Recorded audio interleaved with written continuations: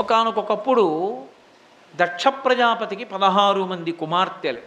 16 మంది కుమార్తెలలో 13 మంది కుమార్తెల్ని ధర్ముడు అనబడేటటువంటి ఆయనకి ఇచ్చి వివాహం చేశాడు. ఒక కుమార్తెని అగ్నిహోత్రుడికి ఇచ్చాడు, ఆమె స్వాహాదేవి. ఒక కుమార్తెని పితృదేవతలకు ఇచ్చాడు. ఒక కుమార్తె సతీదేవిని పరమశివునికి ఇచ్చి వివాహం చేశాడు. అయితే మీరు ఇక్కడ ఒక విషయాన్ని గమనించవలసి ఉంటుంది. పార్వతీదేవి యొక్క ప్రధాన స్వరూపము సతీదేవి కాదు. పార్వతీదేవి మూలస్వరూపము లేదా జగదంబ, అఖిలాండేశ్వరి, ఆదిశక్తి, ఆమె ప్రధానమూర్తి. అయితే ఆవిడ తత్వమేమి అంటే, ఆమె పాదములు పట్టి ప్రార్థన చేసి లోకములను కన్న తల్లి అయిన జగదంబ నా కడుపున కూతురుగా పుట్టాలి, పుడితే ఆమెని నేను కూతురని పిలుస్తాను అని భక్తితో అడిగిన వారందరికీ ఆమె కుమార్తెగా వస్తుంది. ఒకప్పుడు కాత్యాయన మహర్షి అడిగాడు, ఆమె కాత్యాయని అన్న పేరుతో ఆయనకి కుమార్తెగా వచ్చింది. హిమవంతుడు అడిగాడు, హైమవతి అన్న పేరుతో వచ్చింది. దక్ష ప్రజాపతి అడిగాడు, దాక్షాయణి అన్న పేరుతో వచ్చింది. ఆమెకి దక్షునికి కుమార్తె అయినందుకు దాక్షాయణి అయితే, పరమపాతివ్రత్యమునకు పరాకాష్ఠ కాబట్టి ఆ అవతారం ఆమెని సతీదేవి అని పిలుస్తారు. ఆ తల్లి సతీదేవిగా పరమశివుని అనువర్తించి ఆయనకి ఇల్లాలిగా ఉంది ఆ అవతారంలో.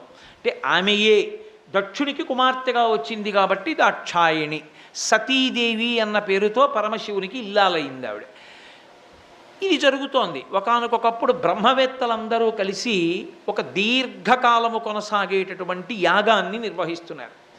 ఈ యజ్ఞము యాగము జరుగుతున్నప్పుడు దేవతలందరూ కూడా అక్కడికి వెడుతూ ఉంటారు. ఆ సభకి బ్రహ్మగారు వచ్చారు, కూర్చునున్నారు. భర్గుడు అన్న పేరుతో పరమశివుడు కూర్చునున్నాడు. పరమశివుడికి 8 నామములతో పూజింపబడతాడు. త్రిమూర్తులు కనుక బ్రహ్మగారు పరమశివుడు లేవవలసిన అవసరం లేదు. కానీ దాన్ని దక్ష ప్రజాపతి తప్పుగా అర్థం చేసుకున్నాడు. నా కుమార్తెని ఇతనికి ఇచ్చి వివాహం చేశాను, నా అల్లుడు, నేను మామగారిని. మామగారు వచ్చినప్పుడు అల్లుడు లేచి నిలబడద్దు, నా దగ్గర అక్షతలు వేయించుకోవలసిన వాడు లేచి నిలబడకుండా కూర్చున్నాడంటే నన్ను అధిక్షేపించాడు అన్నాడు. అసలు అల్లుడు ఎందుకు అయ్యాడు? అమ్మవారు తనకి కూతురైంది కాబట్టి. అమ్మవారు దక్ష ప్రజాపతికి కూతురుగా పుట్టడమే అసలు స్వరూపమా? ఆదిశక్తిగా ఉన్న అమ్మవారు దక్ష ప్రజాపతి కన్నా ముందుంది. పూర్వజ త్రిపురాంబిక.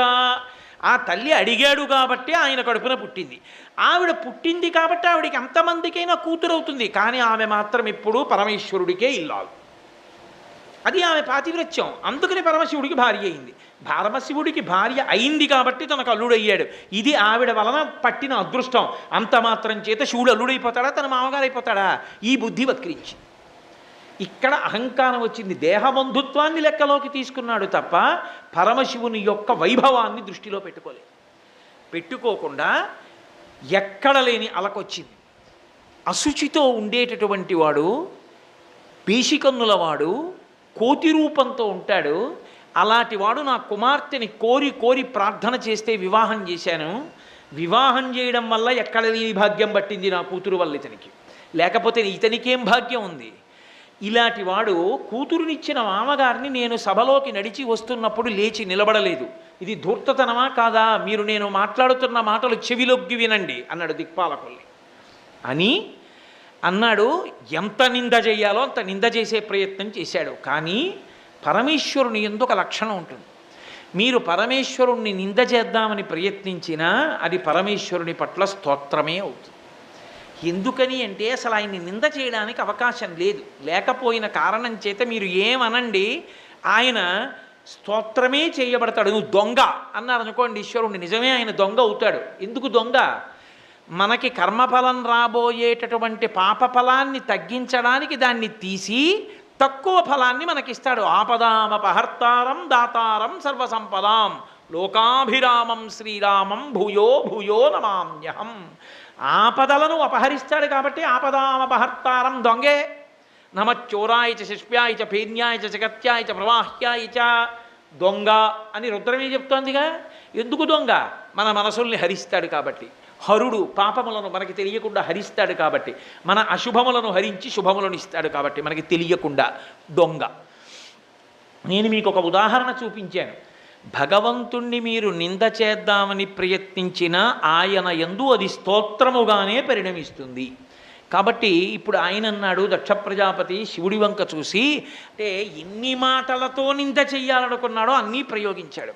అనయము లుప్త క్రియాకలాపుండు, ఏమీ చేయడు, కూర్చుంటాడు అలా. లుప్త క్రియాకలాపుండు, ఆరగించి కూర్చున్నాడు అల్లవాడే అన్నట్టు చక్కగా కూర్చుని ఉంటాడు. అనయము లుప్త క్రియాకలాపుండు, మానహీనుండు, బట్టకట్టుకోడు, మానహీనుండు, మర్యాద లేనివాడు, మర్యాద తెలియదు. మత్త ప్రలాపుండు, ఏమిటో వదరుతుంటాడు, ఏమిటో మాట్లాడుతుంటాడు, మత్త ప్రలాపుండు. భూత ప్రేత పరివృతుండు, భూత ప్రేతములన్నీ ఆయన చుట్టూ ఉంటాయి. దిగంబరుండు, వస్త్రం లేకుండా తిరుగుతూ ఉంటాడు దిశములతో, కాబట్టి దిగంబరుండు. పైగా తామస ప్రమద భూత నాథుండు, తామసికమైనటువంటి ప్రమదగణములన్నీ ఆయన చుట్టూ తిరుగుతూ ఉంటాయి భూతగణములు. తామస ప్రమద భూత నాథుండు. అస్థి భూషణుండు, భూతిలిప్తుండు, ఒంటికి శవభస్మ రాసుకుని ఉంటాడు. దానికి తోడు అస్థిభూషణుండు, పుర్రెలమాల ఎముకలమాల మెళ్ళో వేసుకుంటాడు. ఇవన్నీ చాలవన్నట్లు ఉగ్ర పరేత భూ నికేతనుండు, శ్మశానంలో తిరుగాడుతుంటాడు. ఉగ్ర పరేత భూ నికేతనుండు, నష్ట శౌచుండు. ఇంకా అటువంటి వాడికి శౌచం ఎక్కడుంది? కాబట్టి శౌచం లేదు. అన్నిటినీ మించి వితత స్రస్త కేశుండు, జుత్తు ఎప్పుడు దువ్వుకోడిలా విప్పేసుకుని ఉంటాడు, లేదా ఓ జటాజూటం ఇలా ముడేసుకుని ఉంటాడు. వితత స్రస్త కేశుండు. దుష్ట హృదయుండు, మంచి హృదయం కాదు దుష్ట హృదయం, దుష్ట హృదయుండు. ఉన్మత్తనాథుండు, ఉన్మత్తులు అంటే పిచ్చివాళ్ళు, పిచ్చివాళ్ళకందరికీ నాయకుడు, పెద్ద పిచ్చాడు. ఇలాంటి వాడికి శివుడు ఏమిటి? శివుడు అంటే మంగళప్రదుడు, శివుడు అంటే శుభాలిచ్చేవాడు. అసలు ఇతని దగ్గర ఏముంది శుభమైన గుణం? ఒక్కట్లేదు. ఒక్క మంచి గుణం లేని ఇతనికి శివుడును ప్రమాదం ఎట్లు కలిగే? ఎవరయ్యా ఇతన్ని శివుడు అన్నవాడు? ఇతను శివుడే కాదు అని పరమశివుడు అలాగే నవ్వుతూ కూర్చున్నాడు. కానీ ఇది మీకు వినడానికి శ్రీశైల క్షేత్రంలో సోమవారం ప్రదోషవేళ ఇదేం ఉపన్యాసం రాయినా, ఈ పద్యం ఎక్కడ దొరికింది, ఈ ఉపన్యాసం ఏమిటి అని మీకు అనిపిస్తోందని నాకు తెలుసు. మీరు కంగారు పడకూడదని నేను మీతో ముందు ఒక మాట అన్నాను. పరమేశ్వరుణ్ణి నింద చేసే ప్రయత్నం చేసినా స్తోత్రమే అవుతుంది అని. అనయము లుప్త క్రియాకలాపుండు, ఆయన ఏ పని చెయ్యడు. అన్ని పనులు చెయ్యవలసిన అవసరం ఎవరికి ఉంది? కర్మ చెయ్యకుండా ఉండలేని లక్షణం ఉన్న వాళ్ళం మనం ఎందుకు అయ్యామంటే గత జన్మలలో చేసుకున్న పాపపుణ్యములను సుఖదుఖములుగా అనుభవించాలి కాబట్టి ఏదో కర్మ చేస్తూ ఉంటాం. పాపపుణ్యములు లేనివాడు, లోకములను సృజించినవాడు, నిలబెట్టేవాడు, లయం చేసేవాడు, అటువంటి మహానుభావుడికి కర్మ చెయ్యవలసిన అవసరమే ఉంది. ఆయన ఏ కర్మ చేయడు, తనలో తాను రమిస్తూ ఆనందంతో ఆత్మారాముడై కూర్చుని ఉంటాడు. అటువంటి శివుడు కర్మ ఎందుకు చేస్తాడు? కాబట్టి నింద చేసిన స్తోత్రమైంది. అనయము లుప్త క్రియాకలాపుండు, మానహీనుండు. మానహీనుండు అంటే సిగ్గులేనివాడు. సిగ్గు ఎవరికి ఉంటుంది? ఎవరినో చూస్తే సిగ్గుపడడం అన్నది. శివుడు తానొక్కడిగా ఈ లోకమంతట్లోనూ తాను తప్ప వేరొక పదార్థముగా నిలబడిన వాడికి రెండవ పదార్థం లేనప్పుడు జ్ఞానమనందు అద్వైతానుభూతి ఎందున్న వాడికి సిగ్గుపడడానికి అవకాశమే ఉంది. కాబట్టి మానహీనుండు, మర్యాద లేనివాడు. మర్యాద అంటే ఒకళ్ళని చూస్తే గౌరవంగా మాట్లాడడం, ఒకళ్ళని చూస్తే కొంచెం శాసించి మాట్లాడడం, ఎక్కడ ఎలా ప్రవర్తించాలో తెలిసి ఉండడం. అసలు ఆయన ఒకరికి గౌరవం ఇవ్వడానికి ఆయన కన్నా గౌరవనీయుడు లోకంలో ఎవడున్నాడు కనుక ఎవరిని ఆయన గౌరవించాలి. కాబట్టి మర్యాద అన్నమాట శివుడికి ఎందుకు అన్వయం అవుతుంది? మర్యాద లేనివాడు, తామస ప్రమదభూతనాథుండు, ఉన్మత్త ప్రియుండు, ఉన్మత్తనాథుండు. ఇన్ని మాటలు వాడాడుగా, అన్నీ కలిపేసి ఒక మాట చెప్పేస్తాను. చతుర్ముఖ బ్రహ్మగారు ఈ సృష్టిని అంతటినీ చేశాడు. చేసినప్పుడు ఏమైందంటే ఉగ్రమైనటువంటి భూతములు, పిశాచములు ఇవన్నీ కూడా లేచాయి. ఇవన్నీ ఎక్కడుంటాయంటే శ్మశానంలో ఉంటాయి. ఇవన్నీ ఏం చేస్తాయంటే అసుర సంధ్య వేళ దాటిపోతే వాటికి ఆనుకూల్యత, అవి వెళ్ళచ్చు ఊళ్ళోకి. అందుకే విషక్రిములన్నీ సూర్యాస్తమయం తర్వాత లేవాలి అని ఈశ్వర నిర్ణయం. మనుష్యులకు వాటికి ఇబ్బంది రాకూడదు. సూర్యోదయాత్పూర్వం లేచేవాడు మనిషి, సూర్యాస్తమయం తర్వాత లేచేవి విషక్రిములు, తేళ్లు, జర్రులు, పాములు అన్నీ అప్పుడు పైకి వస్తాయి. రాత్రి నిద్ర పట్టలేదు అన్న వాడికి కూడా దుష్టమైన ఆలోచనలు ఉన్నాయని గుర్తు. లేకపోతే పగటి పూట సంతోషంగా ఉండి రాత్రిపూట నిద్రపోతాడు.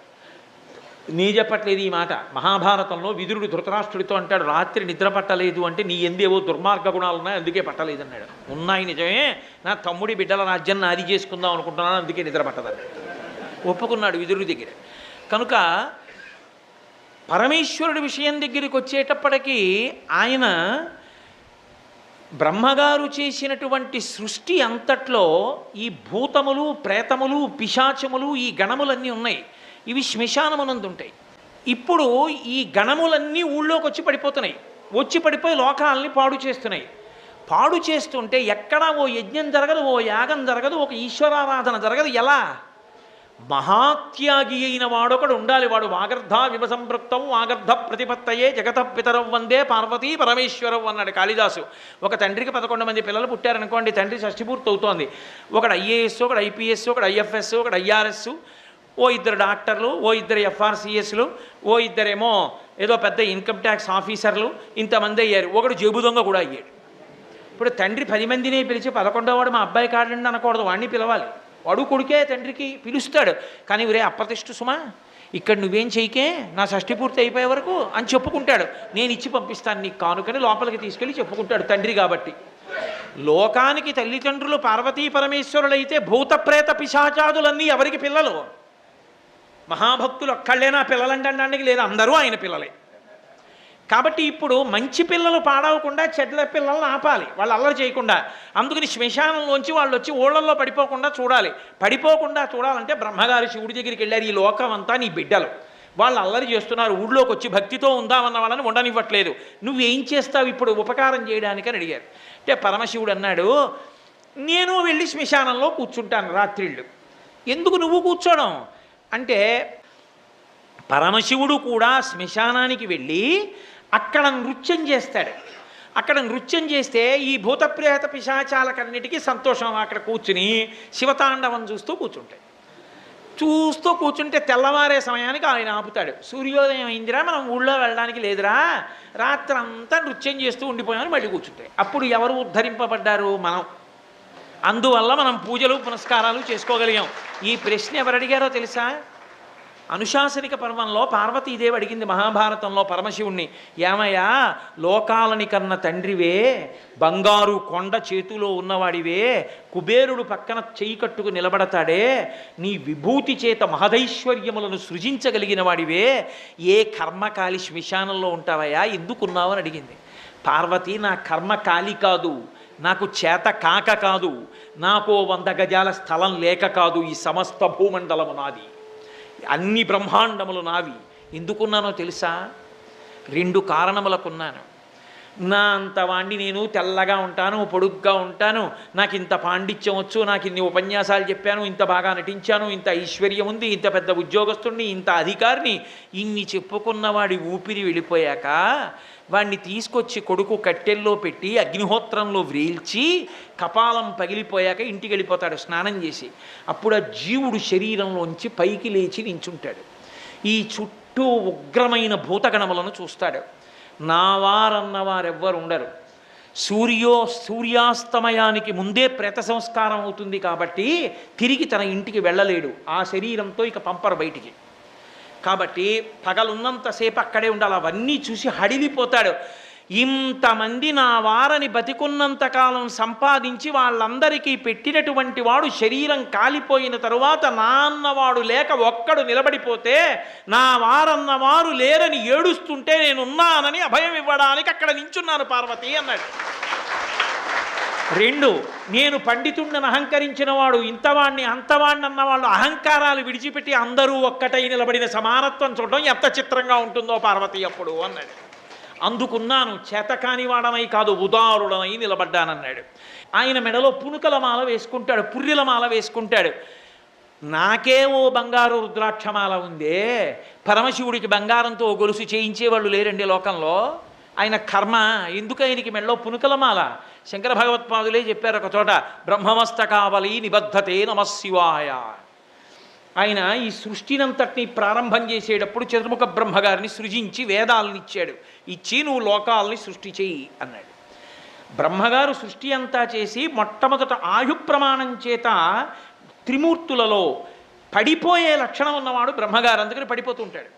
శరీరం పడిపోయినప్పుడు అయ్యో పాపం నేను చెప్తే లోకాల్ని సృష్టించిన చతుర్ముఖ బ్రహ్మగారి పుర్రె కూడా ఇలా నేల మీద పడి ఉండడమే బాగుండదని ఒక తడప తెచ్చి ఆ పుర్రె గుచ్చి తన మెడలో వేసుకున్నాడు ఓ గౌరవానికి.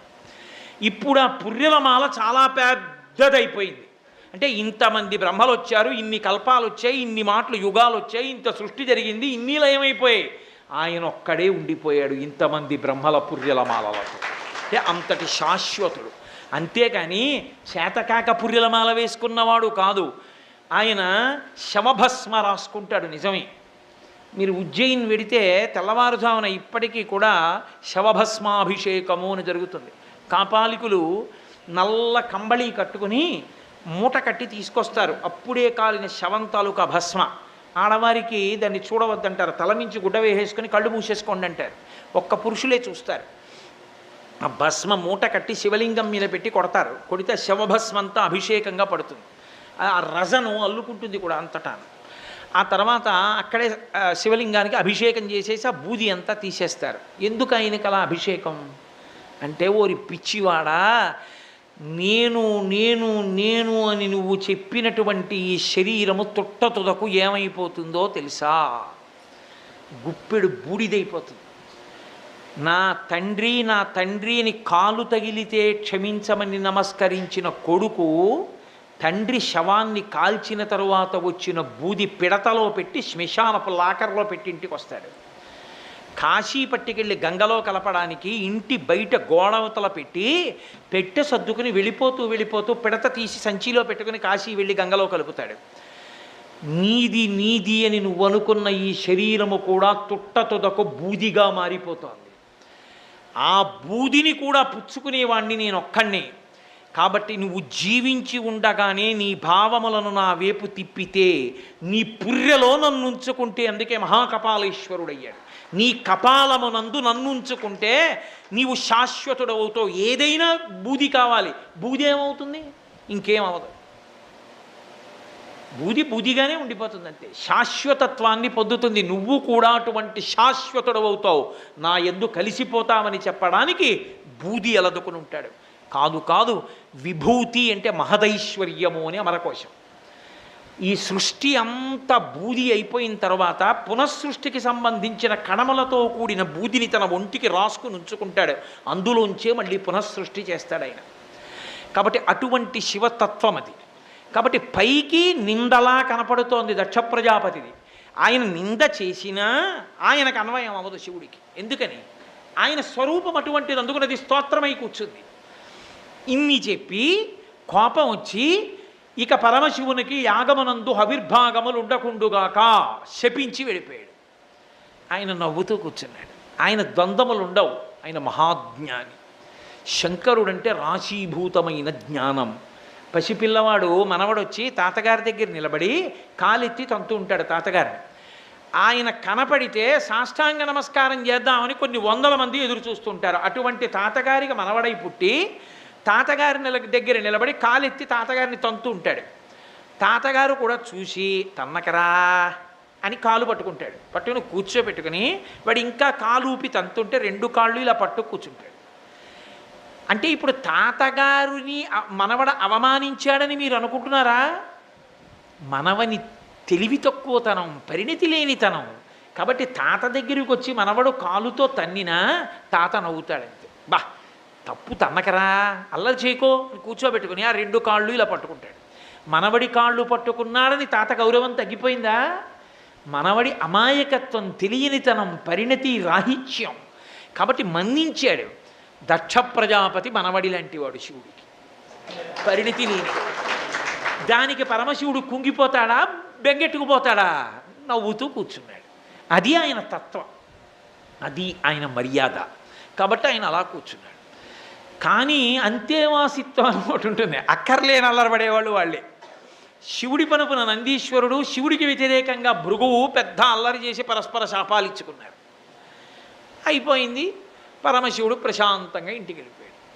ఇంటికి వెళ్ళిపోగానే తప్పకుండా ఏం చెప్పాలి? మీ నాన్నగారు ఇవాళ ఏం చేశారో తెలుసా అనాలి. ఎందుకంటే ఏమైనా కోపం వచ్చిందనుకోండి మీ నాన్నగారు అంటాడు. మనీ ఆర్డర్ పంపాడు అనుకోండి మా మామగారు పంపించారంటాడు కదా. అందుకని మీ నాన్నగారు ఏం చేశాడో తెలుసా పార్వతి అనాలి, దాక్షాయణి అనాలి. ఆయన ఏమీ అనలేదు, అసలు ఆయన ఏమీ చెప్పలేదు. ఆయన ఎప్పుడూ ఎలా ఉంటాడో అలాగే ఉన్నాడు. అందుకని అసలు ఆవిడికి తెలుసుకునే అవకాశం కలగలేదు. అంత మాత్రం చేత ఆవిడ తెలియనిది కాదు, సర్వజ్ఞ. ఆవిడ తెలుసుకున్న దానిలా లేదు, ఆయన తెలియ చెప్పవలసిన వాడిలా లేడు. ఇద్దరూ ఒక్కలా ఉన్నారు, అంతటి నిర్వికారుడు. కాలం గడిచిపోయింది. చిత్రం ఏమిటంటే కోపం శేషేన పూరయేత్ అని ఒక సామెత.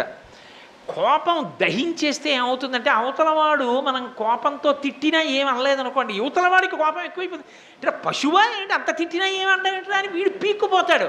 వాడు పుచ్చుకోలేదనుకోండి, వాడు అలా నవ్వుతూ కూర్చుంటాడు. మీరు నాకు పంచెల చాపు ఇచ్చారనుకోండి, నేను పుచ్చుకోనండి అన్నాను అనుకోండి, అది నాది అవుతుందా? అవదు. మీరు నన్ను తిట్టారనుకోండి, అంటే నన్ను తిట్టమని కాదు నా ఉద్దేశం, మీరు తిట్టారనుకోండి, నేను పుచ్చుకోలేదండి అని నవ్వుతూ కూర్చున్నాను అనుకోండి, నన్ను ఎందుకు స్పృశిస్తుంది? అది నా మనసును ఎందుకు కదుపుతుంది? నేను పుచ్చుకుంటే నా మనసుని తగిలి కదుపుతుంది. కాబట్టి పుచ్చుకోలేదు శివుడు, పుచ్చుకోలేదని కోపం పెరిగిపోయింది దక్షుడికి. అందుకని శివుణ్ణి రెచ్చగొట్టాలి. రెచ్చగొట్టడం కోసమని నిరీశ్వరమైన వాజపేయము సంకల్పం చేశాడు. అందులో శివుణ్ణి పిలవను, శివుడికి హవిస్సు లేదన్నాడు. దేవతలందరినీ పిలిచాడు, ఋషులందరినీ పిలిచాడు, అయిపోయింది. పట్టించుకోలేదు శివుడు. కడుపు రగిలిపోదండి, ఏం చేసినా పట్టించుకోడు. అందుకని ఇప్పుడు బృహస్పతి సవనము అని ఇంకోటి మొదలుపెట్టాడు. పెట్టి మళ్ళీ ఋషులందరినీ పిలిచాడు. ఓ రోజున పార్వతీదేవి ఆ అంతఃపురం గవాక్షం మీదకి వెళ్ళింది పైకి. ఓ విమానాల్లో వెళ్ళిపోతున్నారు. వాళ్ళకి ఆ రోజుల్లో వాళ్ళకి తగిన విమానాలు వాళ్ళకు ఉండేవి. మనం టికెట్ కొనుక్కుతాం, వాళ్ళ ప్రైవేట్ ఎయిర్ క్రాఫ్ట్ వాళ్ళకు ఉండేవి. వాళ్ళ యోగబలంతో వెళ్ళేవారు విమానంలో. ఇప్పుడు వాళ్ళ విమానాల్లో వెళ్ళిపోతున్నారు. వెళ్ళిపోతుంటే ఆవిడ ఏమీ తెలియని దానిలా, నిజంగా తెలియనిదని మనం అనుకోకూడదు, తెలియని దానిలా రాముడు నరుడిగా ఉన్నట్లు ఆమె వింది. ఎందుకు ఎడుతున్నారు వీళ్ళందరూ, ఎక్కడికి ఎడుతున్నారు, అన్ని విమానాలు ఒక దిక్కుకే వెళ్ళిపోతున్నాయి అని. ఆవిడికి అర్థమైంది. వాళ్ళ కిలకలారామములు నవ్వులు వాళ్ళ మాటల్ని బట్టి దక్ష ప్రజాపతి చేసేటటువంటి సమనాన్ని చూడడానికి వెడుతున్నారు వీళ్ళందరూ. పైగా మంచి తాంబూలం ఇస్తాడు, పుచ్చుకోవడానికి వెళ్తున్నారు. కాబట్టి ఆవిడ గబగబా మేడ దిగొచ్చి పరమశివుడి దగ్గరికి వెళ్ళి అంది, కావున ఆయజ్ఞమునకు ఈ వివిధ గణంబులర్దియేగెదరదిగో దేవా మనమిపుడతటికి పోవలనను కాంక్షనాకు పుట్టెడు అభవా అంది. పరమశివ చూశారా, ఈ గణములన్నీ కూడా ఋషిగణములు దేవతాగణములు అన్నీ దక్ష ప్రజాపతి చేసేటటువంటి యాగానికి వెడుతున్నారు. ఎంత నేను జగదంబననుకున్నా నేను ఒక ఆడపిల్లగా పుట్టాను కదూ. ఆడపిల్లకి పుట్టింటి మీద మమకారం ఎలా పోతుంది? ఓసారి తండ్రి దగ్గరికి వెళ్ళాలనిపించదు. అందులో తండ్రి అంత గొప్ప యజ్ఞం చేస్తుంటే చూడకుండా నేను ఎలా ఉండగలను? అందుకని నాకు అక్కడికి వెళ్ళాలని ఉంది. పైగా ఆ యజ్ఞము కనుగొనగా నాయనుజలు భక్తి వారి భర్తలతోడన్ ఆ యజ్ఞమునకు ఒత్తురు మనమున్ పోయిన అచట వారినే కనుగొనగలిగన్. నా చెల్లెళ్ళు 15 మంది ఉన్నారు. ఆ 15 మంది కూడా దక్ష ప్రజాపతి చేసే యజ్ఞం చూడ్డానికి వస్తారు తమ భర్తలతో. మిమ్మల్ని విడిచిపెట్టి వెళ్ళడానికా? కుదరదు. ఎందుకని? ఆవిడ ఎక్కడికైనా వెళ్ళింది అనుకోండి, ఆయన వంట చేసుకోడు, కూర్చుంటాడు. హాయిగా తనలో తాను రమిస్తూ కూర్చుంటాడు. ఒకవేళ ఆవిడ వంట చేయడం ఆలస్యమైంది అనుకోండి, ఏం పార్వతి ఇవాళ ఇంకా వంట అవ్వలేదా అండవు. పక్కింటికి వెళ్ళి భవతి భిక్షాందేహి అని పక్క చెల్లెలింట్లో తినేశానంటాడు. కాబట్టి ఆవిడ వేళ పట్టును చూసుకోవాలన్నీ పరమశివుణ్ణి. అందుకే పార్వతిగా అనువర్తించడం అంత కష్టం పరమశివుణ్ణి. లక్ష్మిగా నారాయణమూర్తిని అనువర్తించడం చాలా తేలిక. సరస్వతిగా బ్రహ్మగారిని అనువర్తించడం చాలా తేలిక. పార్వతిగా శంకరుణ్ణి అనువర్తించడం అంటే పుటం ఆరిపోతుంది, అంత కష్టం. అంతటి మహాజ్ఞాని, అటువంటి యోగీస్వరూపుడైన. కాబట్టి నేను ఎలాగో ఎక్కడికో వెళ్ళడానికి లేదు. కనీసం ఆ యజ్ఞానికి వెడితే మా చెల్లెళ్ళని మరుదుల్ని అందరినీ చూడొచ్చుగా, ఒక్కసారి వెళ్ళొద్దామండి అంటే పరమశివుడు చూశాడు. చూసి ఆయన అన్నాడు, పార్వతి వెళ్ళకూడదని కాదు, వెళ్ళవచ్చు, తప్పేం లేదు. కానీ కొంతమంది యందు పరమేశ్వరుడిచ్చినటువంటి విభూతి ప్రసరణము లోకోపకారమునకు పనికొస్తుంది. కొంతమంది యందు పరమేశ్వరుడిచ్చిన విభూతి ప్రసరణము అహంకారమునకు ఆత్మ వినాశనమునకు పనికొస్తుంది. నీ తండ్రి అటువంటి వాడు. బ్రహ్మగారు ప్రజాపతుల మండలికి ఆధ్యక్షమిచ్చిన కారణం చేత అహంకారంతో ఉన్నాడు. అటువంటి బంధువుల ఇంటికి మనం వెడితే వాళ్ళు అవమానిస్తారు. వాళ్ళు ఏమి చెయ్యక్కర్లేదు, వాళ్ళు ఏం మాట్లాడక్కర్లేదు. కుటిల బుద్ధులైన కుజనుల ఇండ్లకు ఆర్యులేగవారనాదరమున బొమలు ముడులు వేయిచి భూరిరోషాక్షులై చుతురదియుగాక సుధతి వినుము. ఓ పార్వతి విను, మన బంధువులు కదా అని మనం వాళ్ళ ఇంటికి వెళ్ళినప్పుడు వాళ్ళు ఇలా తలుపు తీసి కుటిల బుద్ధులైన కుజనుల ఇండ్లకు ఆర్యులేగా వారనాదరమున అనాదరంతో బొమలు ముడులు వేయించి తలుపులు తీసి వచ్చారా అనరు. ఇలా చూసి బొమలు ముడులు వేయించి భూరిరోషాక్షులై ఇలా కోపంగా చూసి రండి అనకుండా వెళ్ళిపోతారు లోపలికి. వెళ్ళిపోయి వాళ్ళ పని వాళ్ళు చేసుకుంటారు. మనం వెళ్ళి ఆ గదిలో కూర్చోవాలి, మనమే పలకరించడానికి వెళ్ళాలి. వెళ్ళి మనం వాళ్ళని పలకరించి స్నానం చేయాలి. పలహారం చేస్తావా అని అడిగేవాళ్ళు ఎవరుండరు. మీకు అమర్యాద ఎక్కడుంటుంది? ఆయనకి పెట్టాలి పలహారం మీ పుట్టింటికి వెళ్ళాక. ఎంత ఇబ్బందిగా ఉంటుంది అప్పుడు. కాబట్టి నువ్వు ఇబ్బంది పడిపోతావు పార్వతి. కుటిల బుద్ధులైన కుజనుల ఇండ్లకు ఆర్యులేగవారనాదరమున భూరిరోషాక్షులై బొమలు మొడులు వేయిచి భూరిరోషాక్షులై అసలు మాట కూడా మాట్లాడరు.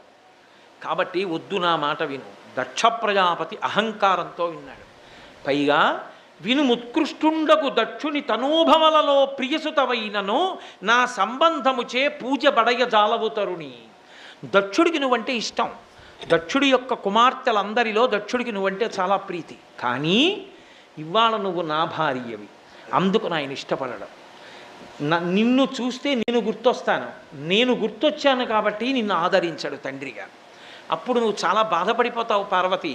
అందుకని వద్దంటున్నాను, కాబట్టి వెళ్ళకూడదు, కాబట్టి వద్దు అంటే పార్వతీదేవి అంది, మా నాన్నగారు వచ్చి పిలవలేదు, పిలవలేదు కాబట్టి మా నాన్నగారికి మనసులో ఏదో కోపం ఉంది మన మీద, అందుకని మనం వెడితే అవమానిస్తారని కదా మీరు అంటున్నారు. కానీ లోకంలో ఇంకో ధర్మం కూడా ఉందిగా. అనయము పిలువక యుండం చన అనుచితమందువేని జనక గురు సుహృద్ జననాయక గేహములకు చనుచుందురు పిలువకున్న సజ్జనులధిపా.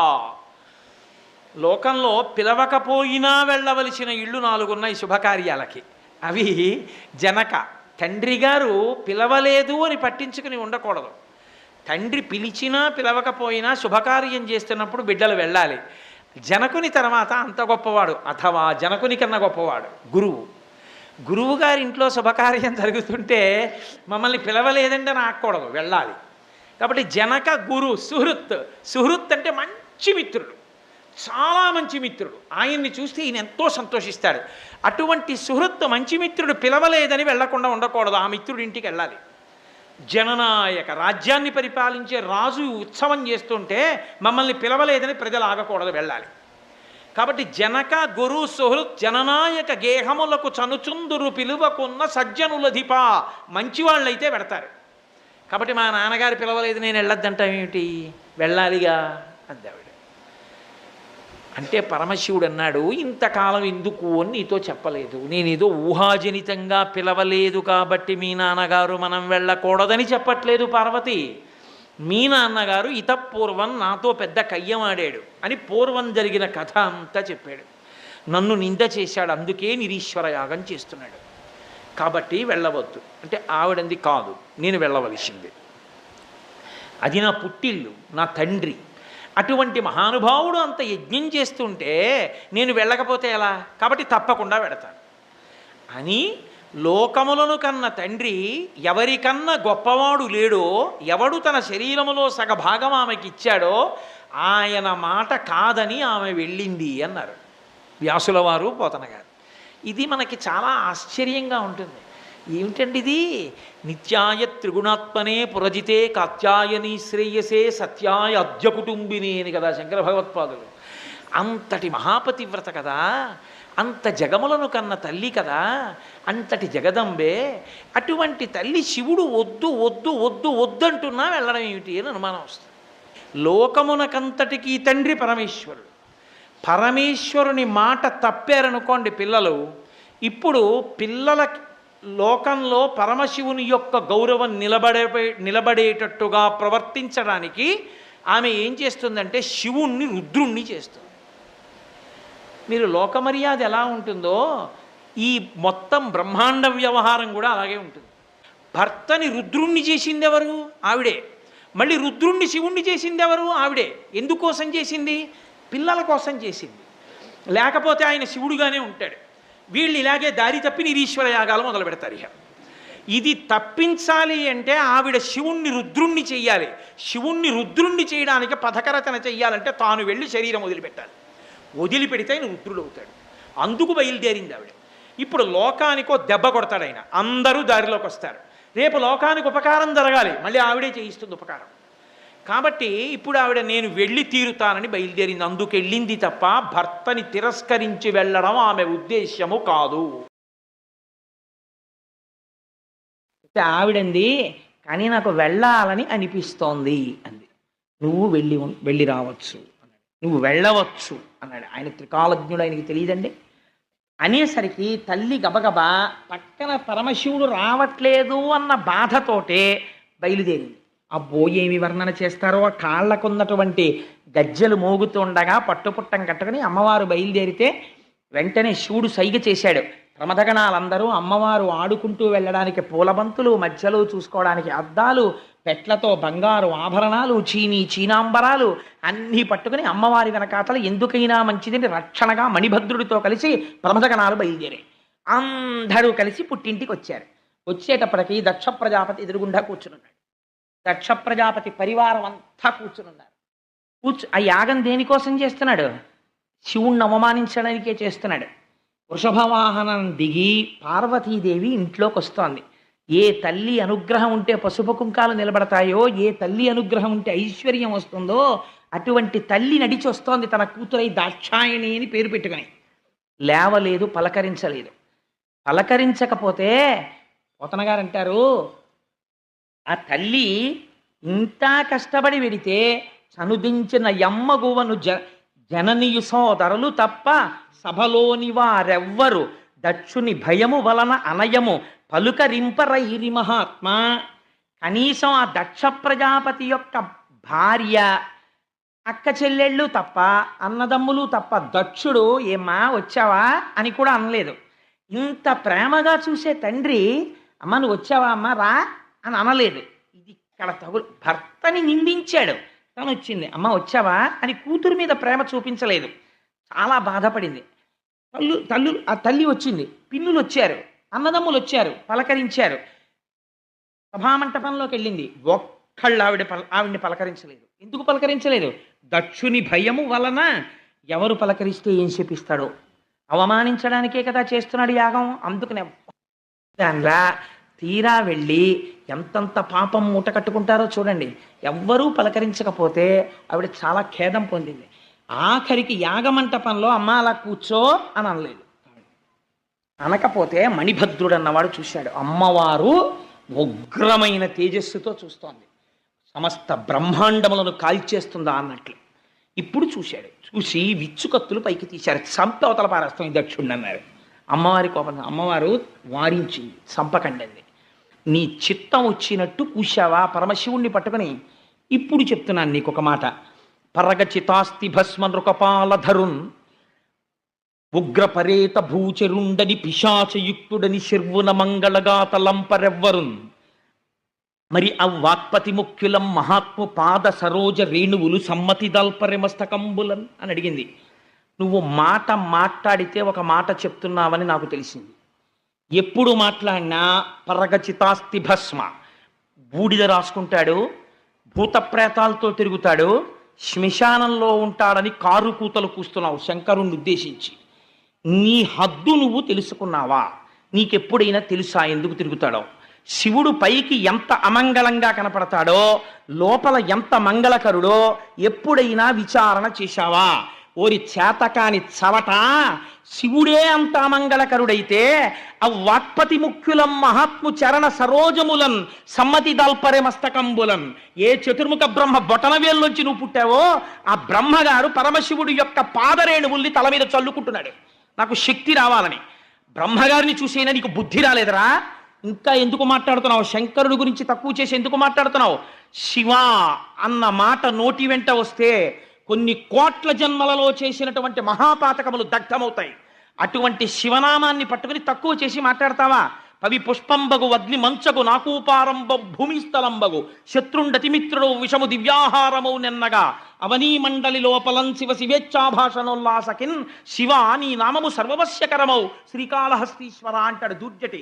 శివనామం చెప్పుకున్న వాడికి లోటు లేదు. పవి పుష్పంబగు, రాయి కూడా పువ్వు అయిపోతుంది, సముద్రము భూమి అయిపోతుంది, వజ్రము పూలదండ అయిపోతుంది. అంతటి అభయంకరుడై ఎవరి నామం చెప్పుకుని లోకాలన్నీ సంతోషపడిపోతున్నాయో అటువంటి మహాత్ముణ్ణి పట్టుకుని అనరాని మాటలంటావా? దాని లోపల ఉన్నటువంటి తత్వాన్ని తెలుసుకునే ప్రయత్నం చెయ్యకుండా నీ చిత్తం వచ్చినట్టు మాట్లాడతావా? పైకి మాంసనేత్రమునకు ఏది కనపడుతోందో అది చూసి దాన్ని బట్టి నువ్వు మాట్లాడడం నేర్చుకున్నావా? ఇలా మాట్లాడవచ్చా? ఆయన ఎంతటి మహానుభావుడో నీకు తెలీదా? తెలిసి కూడా ఇలా కావాలని ఆయన మీద కక్ష పెట్టుకుని మాట్లాడుతున్నావా? రేపు ప్రొద్దున్న నేను తిరిగి నా భర్త దగ్గరికి వెడితే ఆయన నీలాగా కక్ష పెట్టుకునే మనిషి కారు. కానీ ఆయన నన్ను ఎప్పుడైనా అనురాగంతో దాక్షాయణి అని పిలిస్తే నా కడుపు ఉడికిపోతుంది. అంత దుర్మార్గుడైన తండ్రికి కుమార్తెనయ్యాను, ఇంతటి మహాత్ముడికి ఇల్లాలినయ్యానని నీకు కుమార్తెని అన్న విషయం నన్ను ముళ్ళు తొలిచినట్టు తొలుస్తుంది. అందుకని ఇక నీ కుమార్తెగా దాక్షాయణి అన్న పేరుతో నేను ఉండదలుచుకోలేదు. నరుడజ్ఞానమునన్ భుజించిన జుగుప్సంబైన యన్నంబు సయ్యన వెళ్ళించి పవిత్రుడైన గతి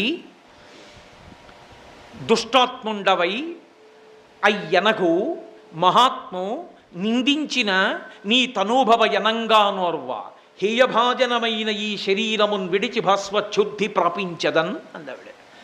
నరుడు మనుష్యుడు చాలా బాగుంది పులుసు అన్నం అనుకుని తినేశాడు కడుపు నిండా.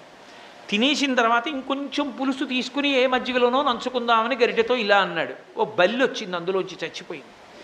చాలా రుచిగా ఉన్న పులుసు అన్నం తిన్నానని కడుపులో ఉంచుకుంటాడా? చచ్చిపోయిన బల్లి అందులో ఉందని నోట్లో వేలు పెట్టి కక్కేస్తాడా? నరుడు అజ్ఞానమునం భుజించిన జుగుప్సంబైన యన్నంబు సయ్యన వెళ్ళించి పవిత్రుడైన గతి. కక్కి పవిత్రుడైనట్టు నువ్వు తపస్సు చేస్తే నీకు కూతురుగా వచ్చాను, నా భర్తని అవమానించావు కాబట్టి నేను ఇక నీ కుమార్తెగా ఉండను. ఈ శరీరంతో ఉన్నంతసేపు నీకు కుమార్తెగా తిరుగుతున్నాను కాబట్టి దాక్షాయణి అంటారు. ఇక నీకు ఆ కీర్తి ఉండకూడదు. అందుకే ఈ శరీరాన్ని విడిచిపెట్టేస్తాను. భాస్వచ్ఛుద్ధి ప్రాపించదన్, యోగాగ్ని యందు ఈ శరీరాన్ని దహించేస్తున్నాను అందావిడ. ఇన్ని మాటలన్నా ఇలా తల తిప్పి కూడా చూడలేదు దక్షుడు. తన యజ్ఞం తాను చేసుకుంటూ హవ్యాన్ని ఇస్తున్నాడు అగ్నిహోత్రానికి. హాహాకారాలు చేశారు అందరూ, ఏమిరా ఈ మూర్ఖుడి ప్రవర్తన అని. తల్లి చూసి ఉత్తర క్షణంలో ఆమె ఆచమనం చేసి ఉత్తరాభిముఖురాలై కూర్చుని పరమశివుడి యొక్క పాదములను మనసులో స్మరిస్తూ యోగాగ్నిని తన శరీరంలో రగల్చి ఒక్క క్షణంలో తన శరీరాన్ని భస్మం చేసి కుప్పగా పడిపోయింది. పడిపోగానే అక్కడ ఉండేటటువంటి రుద్రగణాలన్నిటికీ కోపం వచ్చి దక్ష ప్రజాపతి మీద పడ్డాయి. భృగువు పరమశివుడికి కలిగిన ఇబ్బంది చూసి సంతోషించిన వాడై, ఒక్కొక్కడి పైశాచికానందం అలా ఉంటుంది, ఆనందించిన వాడై ఎక్కడో రుభువులు అని ఉత్తమ లోకాల్లో ఉంటారు, వెంటనే ఆభిచార హోమం చేసి అందులోంచి కొన్ని వేల మందిని సృష్టించి రుద్రగణాల మీదకు వదిలిపెట్టాడు. రుద్రగణాలు వాళ్ళ చేతిలో ఓడిపోయి వాళ్ళు ఏడుస్తూ వెళ్ళిపోతున్నారు. నారద మహర్షి వెళ్ళి కైలాసంలో ప్రశాంతంగా కూర్చునున్నాడు పరమశివుడు. ఆయన దగ్గరికి వెళ్ళి చెప్పాడు, అయ్యా ఇంత అవమానం చేశారు నీ భార్యని, అవమానం చేస్తే ఆమె అవమానం తట్టుకోలేక ఇక నీ చేత దాక్షాయణి అని పిలిపించుకోనని ప్రతిజ్ఞ చేసి శరీరం వదిలిపెట్టేసిందంట. ఇదే ఆవిడికి కావాలి, అందుకే వెళ్ళింది. వెంటనే పరమశివుడు రుద్రుడయ్యాడు. రుద్రుడై కూర్చున్నవాడు కూర్చున్నట్టు ఒక్కసారి లేచాడు. ఆద్యుండుగ్రుడు నీలకంఠుడి ఇభ దైత్యారాతి దష్టోష్టుడై ఆజ్యద్భౌరి మృగేందరోషమున భీమ ప్రక్రియన్నవ్వుచున్ విద్యుద్వహ్ని శిఖా సముచ్చయరుచిన్ వెల్గొందు చించజ్జటన్ సద్యక్రోధముతోడ పూంచివైచన్ క్షమాచక్ర మధ్యంబునన్.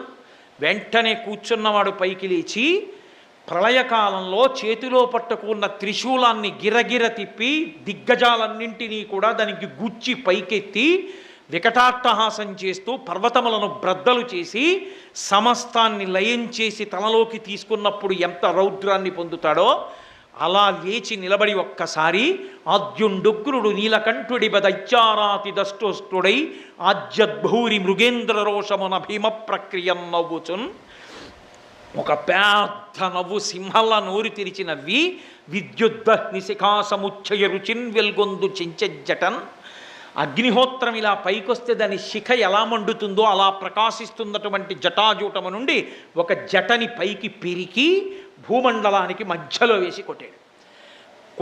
కొట్టగానే ఆయన సంకల్పాన్ని అనుసరించి అందులోంచి ఒక బ్రహ్మాండమైన మూర్తి పైకి లేచాడు.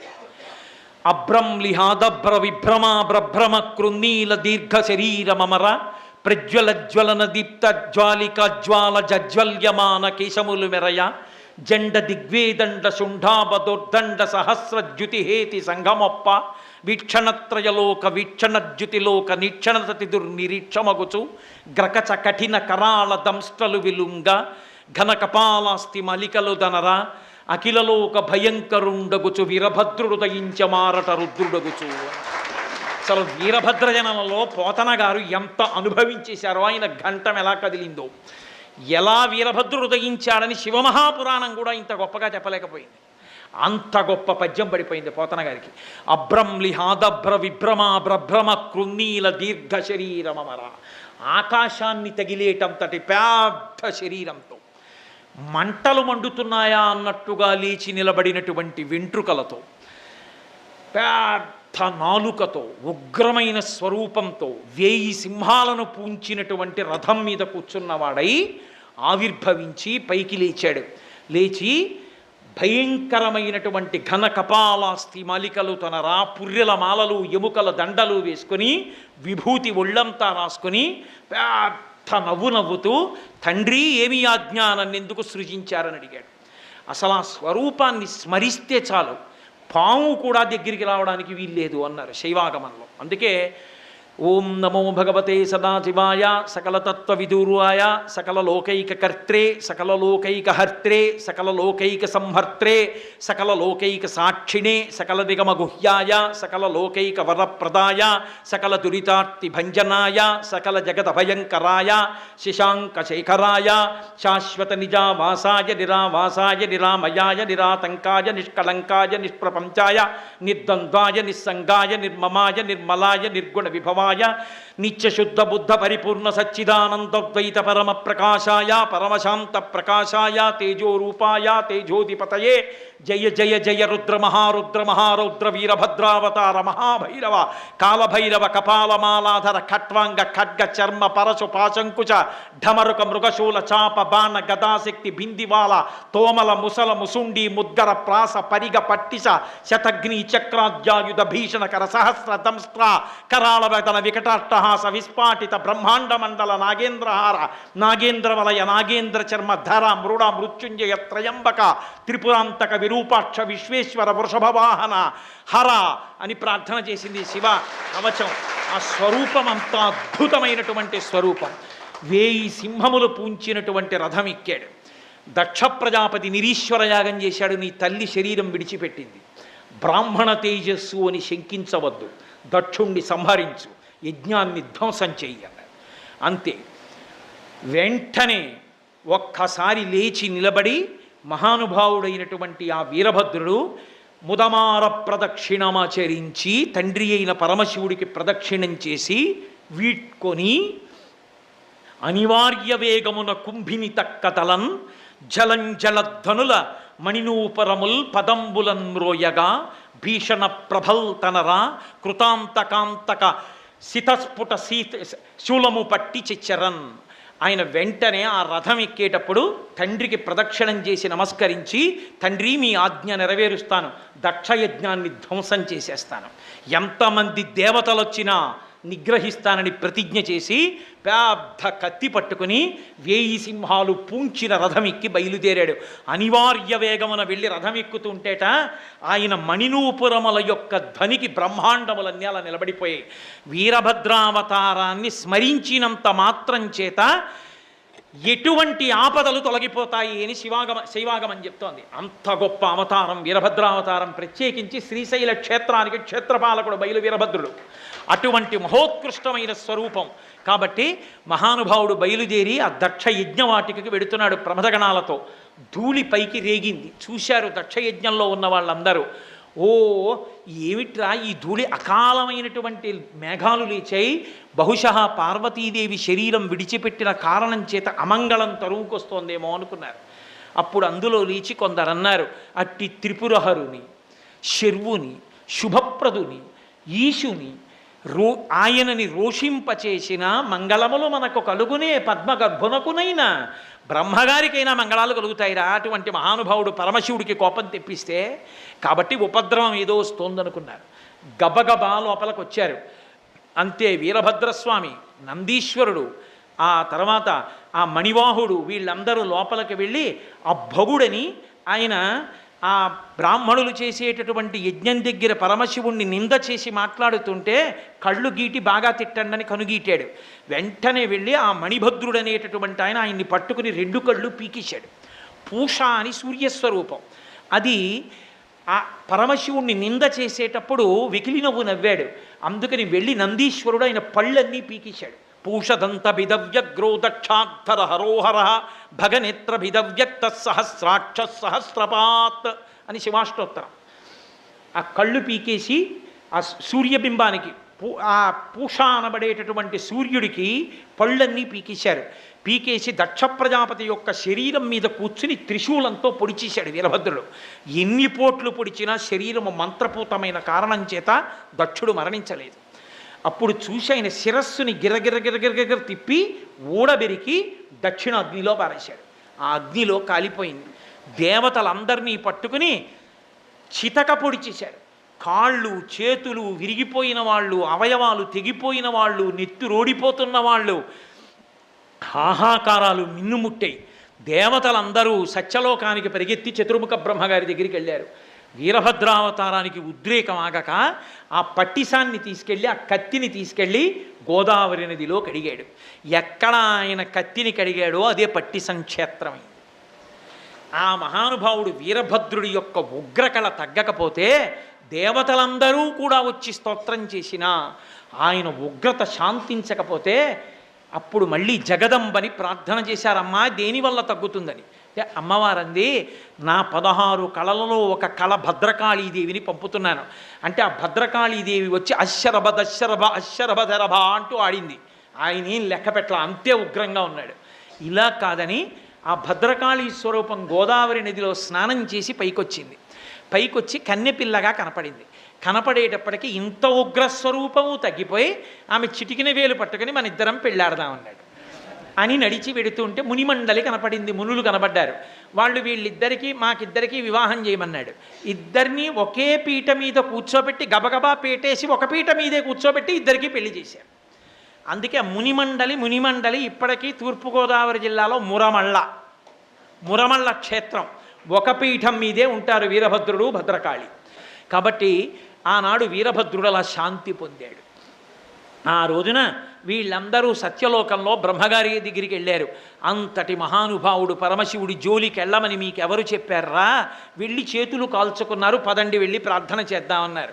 వీళ్ళందరినీ తీసుకుని మళ్ళీ కైలాస పర్వతం మీదకి వెళ్ళారు. అయిపోయింది, జరగవలసిన కార్యం నిగ్రహించేశాడు మహానుభావుడు. తన కుడి తొడ మీద ఎడమ కాలు పెట్టుకుని ఎడమ చేయి ఎడమ మోకాలు మీద పెట్టుకుని నారదాది మహర్షులు చుట్టూ సేవిస్తుండగా చిన్ముద్ర పట్టి ప్రశాంత వదనంతో మర్రి చెట్టు కింద కూర్చుని మౌన వ్యాఖ్యా ప్రకటిత పరబ్రహ్మతత్వం యువానం వర్షిష్టంతే వసదృషగణైరవృతం బ్రహ్మనిష్టై ఆచార్యేంద్రం కరకలిత చిన్ముద్రమానందరూపం స్వాత్మారామం ముదితవదనం దక్షిణామూర్తిమీడే అని ప్రశాంతంగా దక్షిణామూర్తిగా కూర్చున్నాడు. అప్పుడు వెళ్ళి దేవతలందరూ ప్రార్థన చేశారు. మా బుద్ధి తప్పయింది, నిరీశ్వర యాగం దక్షుడు చేయడం ఏమిటి, తగుదునమ్మా అని మేము వెళ్ళడం ఏమిటి? ఈశ్వరా, మీరు తండ్రి, మేము చేసిన తప్పిదాన్ని మీరు కాకపోతే ఎవరు క్షమిస్తారు? కాబట్టి మమ్మల్ని క్షమించండి అని ప్రార్థన చేశారు. పరమశివుడు ఉదారుడు, వెంటనే ఆయన వాళ్ళు చేసిన తప్పిదాలన్నీ క్షమించి ఒక్కొక్కరికి ఒక్కొక్క వరం ఇచ్చాడు. భగుడికి మళ్ళీ చూడగలిగిన శక్తిని ఇచ్చాడు. పూషా అన్న ఆయనకి యజమాని దంతములతో పిండి పదార్థం తినేటట్టు పాయసాన్నం తినగలిగేటటువంటి వరాన్ని ఇచ్చాడు. అలాగే తల తెగిపోయిన దక్ష ప్రజాపతికి గొర్రె తలకాయ పెట్టించి మళ్ళీ ఆగిపోయిన యజ్ఞాన్ని పూర్తి చేయించాడు. యజ్ఞానికి సంబంధించినటువంటి ఆ యజ్ఞ స్వరూపము జింక రూపంలో పారిపోయింది ఉత్తర దేశానికి దక్షారామం నుంచి. అమ్మో, భీమఖండంలో శ్రీనాథ మహాకవి ఏమి వర్ణించాడో అసలు ఈ దక్షారామాన్ని, దక్షారామంలో జరిగిన విశేషాల్ని భీమఖండంలో శ్రీనాథ వర్ణనలు వింటుంటే ఒళ్ళు గగురు పొడుస్తుంది, అలా వర్ణించాడు మహానుభావుడు. కాబట్టి అప్పుడు అందరూ ఆయన వలన అనుగ్రహం పొందారు. యజ్ఞం పరిసమాప్తమైంది. అయిన తరువాత శ్రీమన్నారాయణుడు సభలోకి వచ్చారు. అందరూ ఆయన్ని స్తోత్రం చేశారు. ఈ శివుని పట్ల అపచారముతో జరుగుతున్నటువంటి యజ్ఞము శుభప్రదముగా పూర్తి కాదని తెలుసు. అందుకే నారాయణుడి సభకి రాలేదు విష్ణువు. అప్పుడు వచ్చారు. వచ్చిన తరువాత యజ్ఞము చక్కగా పరిపూర్ణమైంది. అయిన తరువాత మంగళవాక్యంతో పూర్తి చెయ్యాలి కాబట్టి ఘట్టాన్ని ఆ తల్లి మళ్ళీ హిమవంతుని కుమార్తెగా పుట్టి హైమవతి అన్న పేరుతో పార్వతీ కళ్యాణం చేయించుకుంది. చక్కగా పార్వతీ కళ్యాణం జరిగింది. అదిగో ఆ పార్వతీ కళ్యాణం జరిగి మళ్ళీ పార్వతీ పరమేశ్వరుడు సశక్తియుతుడయ్యాడు.